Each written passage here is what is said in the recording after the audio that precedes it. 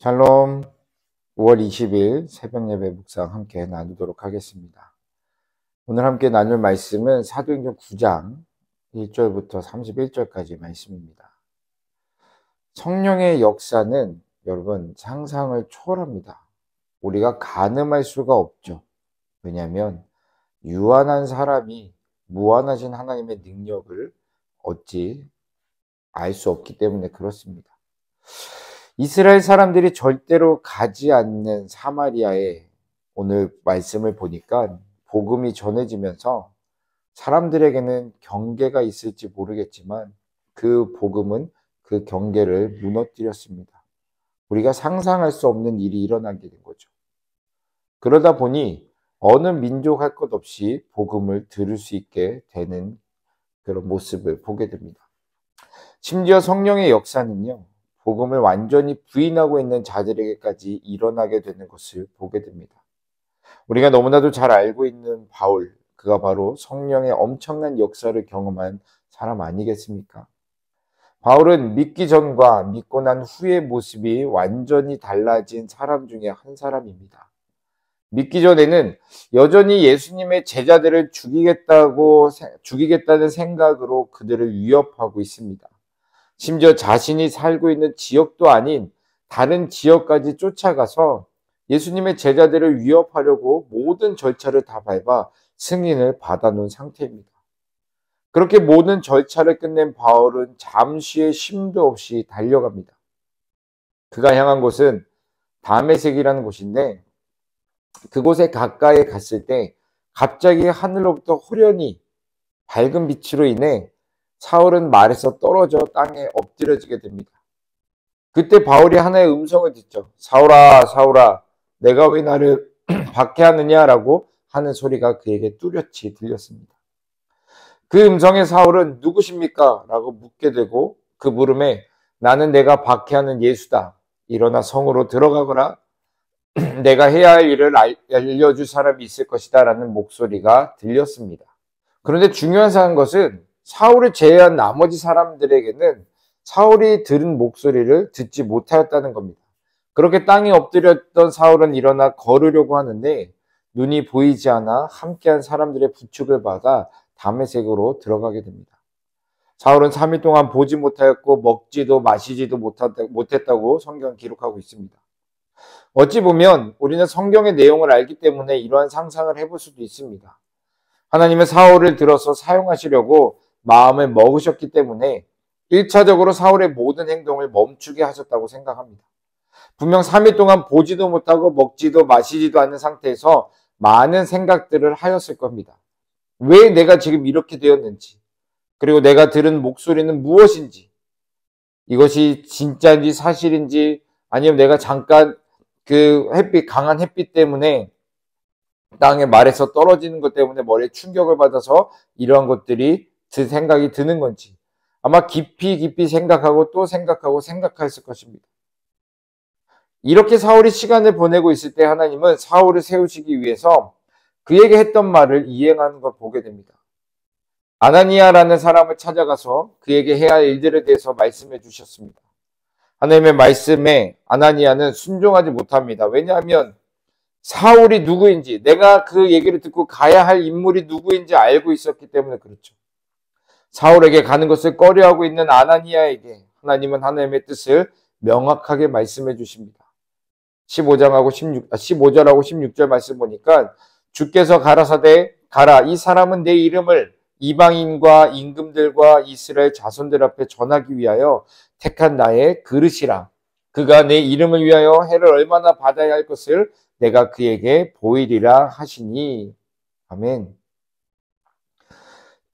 확고한 하나님의 뜻을 알게 된 아나니아는 하나님의 말씀이 끝난 후 일어나 사울이 거하고 있는 집으로 가서 사울에게 안수하면서 이렇게 얘기합니다. 당신이 다메섹으로 오는 길에 나타나셨던 예수님께서 나를 이곳에 보내셨습니다. 나를 보내신 이유는 당신을 다시 보게 하고 성령으로 충만하게 하기 위해서입니다. 라고 말합니다. 안수가 끝난 후 사울은 눈에서 비닐 같은 것이 떨어져 나가는 것을 느끼고 그리고 다시 보게 되었습니다. 그리고 음식을 먹고 기운을 되찾습니다. 그리고 며칠 동안 다메섹에 있는 제자들과 함께 지내는 중 상상할 수 없는 고백을 사울이 하게 됩니다. 20절에 보니까 즉시로 각 회당에서 예수의 하나님의 아들이심을 전파하니 아멘. 예수님을 믿는 자들을 잡아다녔던 그 사울, 그가 다메섹에서 예수 그리스도를 만나고 그의 음성을 듣고 그리고 그에게 바뀌어진 것은 무엇이냐면 예수가 하나님의 아들이라고 선포한 겁니다. 그 말을 들은 사람들은 놀랍게 여겼습니다. 왜냐하면 사울이 누구인지 그의 명성을 익히 들어 다 알고 있었기 때문이죠. 지금 현재 믿는 자들에게서 경계 1호 대상이 사울이었습니다. 그런 그가 지금 말도 안 되는 말을 입 밖으로 선포하고 있으니 사람들이 당황하고 놀랄 수밖에 없는 거죠. 그래서 다메섹에서 살고 있는 유대인들이 이런 사울의 모습에 너무 당황스러워 사울을 죽이기로 모의하였습니다. 유대인들은 사울을 죽이기 위해 밤낮으로 성문을 철저히 지켰습니다. 그러나 사울은 이미 그들의 계획을 들었고 그리고 어느 날 밤 사울의 제자들이 광주리에 사울을 담아 성벽에 난 구멍을 통해 그를 성 밖으로 달아날 수 있게 해주었습니다. 그렇게 다메섹에서 도망친 사울은 예루살렘으로 올라갑니다. 그리고 예루살렘에 있는 제자들과 어울리려고 했으나 그들은 사울이 제자가 되었다는 사실을 믿지 못하고 모두 사울을 두려워했습니다. 그렇게 관계에 어려움을 갖고 있는 사울에게 바나바가 찾아가고 바나바는 사울을 데리고 제자들에게 가서 사울이 어떻게 주님을 만나게 되었는지와 그리고 다메섹에서 담대히 예수의 이름을 전한 일을 대신 이야기해 주었습니다. 바나바의 노력으로 사울은 제자들과 교제할 수 있게 되었고 예루살렘을 자유롭게 다니면서 예수님의 이름을 담대하게 전하였습니다. 사랑하는 성도 여러분, 놀랍지 않으신가요?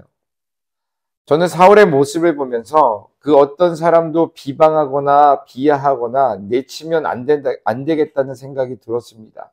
왜냐하면 내 눈에 그렇게 보일지라도 하나님의 눈에는 내가 그렇게 본 사람이 하나님의 놀라운 사역을 감당하는 사역자로 세워질 수도 있기 때문입니다. 어찌 보면 예수님을 믿는 자들에게 있어서 사울은 만나서는 안 되는 깊이 1호 대상인 인물입니다. 그러나 그런 그가 예수 그리스도를 만났고 그리고 예수로 인하여 복음을 전하는 자가 되었습니다. 이렇게 회심한 한 사람이 얼마나 귀한 것인지 사울을 통해서 우리가 볼 수가 있는데 이제 사울은 그를 지배하고 있던 모든 것들이 예수로 인해 바뀌게 되었습니다.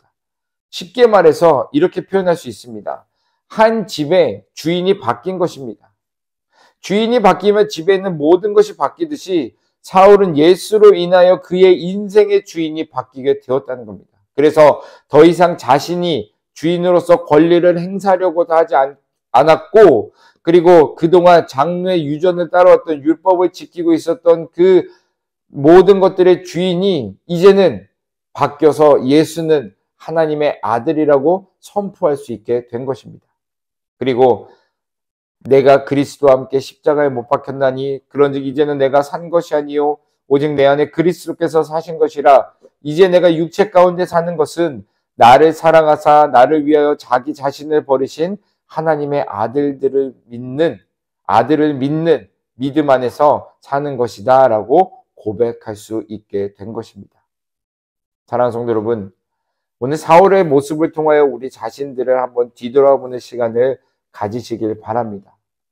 내가 하나님을 예수를 믿는다고 하면서도 내가 왕권을 쥐고 놓지 않으려고 하는 삶을 살고 있는지 아니면 전적으로 하나님께 모든 것을 내어드리는 삶을 살고 있는지 우리의 모습을 잘 살펴보시길 바랍니다.